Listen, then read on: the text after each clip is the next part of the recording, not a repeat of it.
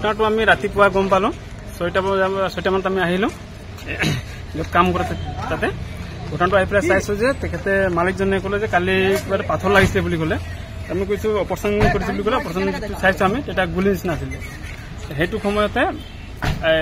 ওচৰৰ পৰা গুলিৰ শব্দ দুটা আহিলে এটা আমাৰ ওচৰতে পাৰ হ'ল গুলি এটা আমি চাইছোঁ ওপৰৰ পৰা এজন ফায়াৰিং কৰি আছে পাছত তাক গৈ পেলাই সুধিলোঁ কৈছে আমি ফায়াৰিং কৰি আছোঁ বান্দৰ গাঁৱত ফায়াৰিং কৰিছোঁ বুলি আমি ক'লোঁ আমি তাক সুধিলোঁ যে কালি এটা আমাৰ কোনোবা এটা গুলি মাৰিছে যে এইটো গুলিটো আপোনাৰ হয় নে নহয় ইমানটো কওঁতে তেখেতে ওপৰৰ পৰা নামি আহিলে আৰু যিখিনি বন্দুকত মাৰিছিলে সেইখিনি বন্দুকটো অনলোড কৰি পেলাই কৈ আছে আমাৰ যিখিনি ল'ৰা আছিলে কৈছে আপোনালোকক গুলি আহিছে আপোনালোকে কি কৰিব তাৰপৰা তেখেতে ল'ৰাটো আহিলে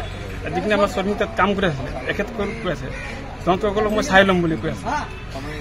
ইমানতে পইজাটি সিহঁতে মানে ষ্টাৰ্টিং কৰি দিলে তাতে আমাৰ এখন খুজিয়া কৰা নাই তাৰপাছত আমি ৰঙাপাত থানাত পেলাই উপস্থিত হ'লোঁ এখন এফআইআৰ দিলোঁ আৰু আইনৰ ব্যৱস্থা যাতে আমাক কৰি দিব বুলি আমি এটা আশা ৰাখিছোঁ কাক গুলি লাগিছিলে আমাৰ চাউন কৰ্মকাৰ আৰু মইনাজুলিৰ স্থায়ী হৈ ল'ৰাজনক গুলি লাগিছিলে চাউন কৰ্মকাৰ কেতিয়া গুলি লাগিছিলে এইটো কালি 11টা মানত ৰাতি